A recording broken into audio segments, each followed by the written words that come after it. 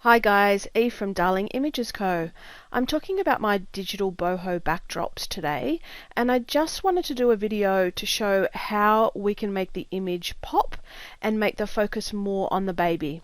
So when I'm photographing these backdrops, I generally like to have most of it in focus. However, if I was going to be photographing this exact setup, but with a baby actually in, the backdrop items would be slightly out of focus because my focus would be on the baby and I would be using a really low aperture, something around 1.6 for an image like this. Now, when I've actually set these backdrops up, I have raised my basket. It's actually raised quite a little bit higher than all the pillows and all of the textiles in the back. But that is purely to make it easier for your baby to be more the focus of the image. So here's just a couple of quick tips just to give you that finishing touch and just to help the baby to pop from everything that's going on in the background. So here I've placed my baby. This is an image that I took a little while ago, but I thought she'd be beautiful for this backdrop. I'll show you. So she's on a separate layer, and I'm just going to zoom in and make sure that I've got the edges of her head 100% in focus, putting my opacity to 100.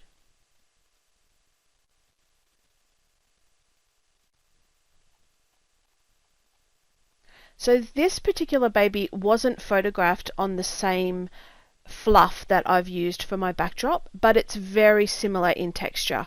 So this baby was actually photographed just on loose curls.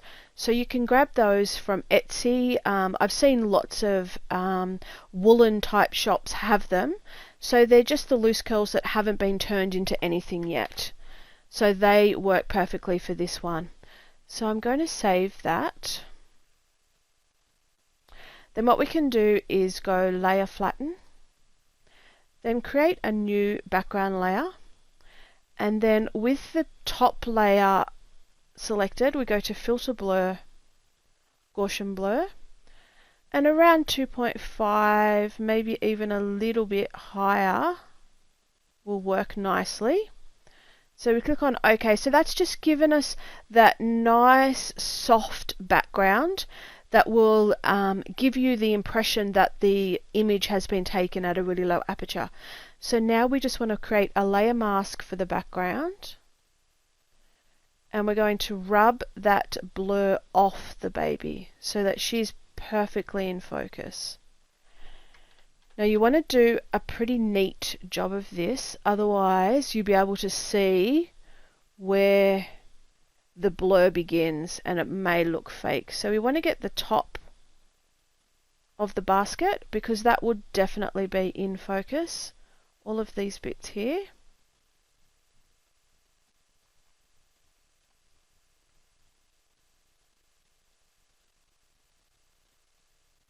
You can see how she comes back to life.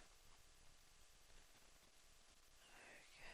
So if we turn this off, does make it a little bit easier just to see if there's any bits that you've missed.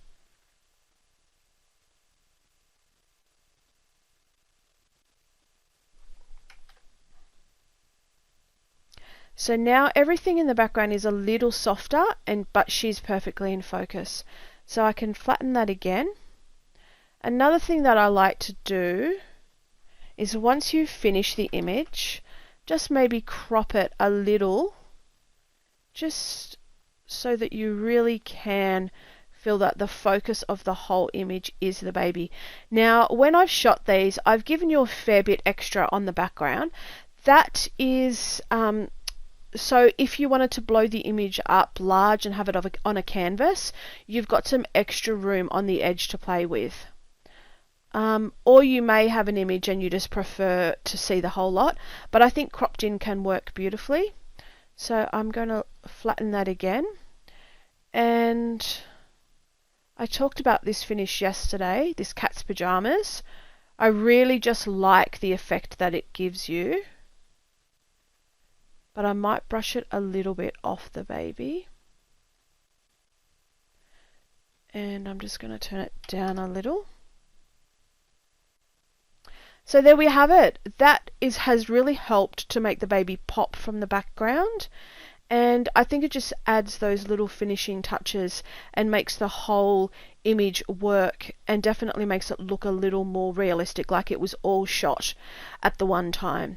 Anyway, good luck with those. If you've got any more questions, just drop me a message or pop a question in our Facebook group. Thanks so much. Bye.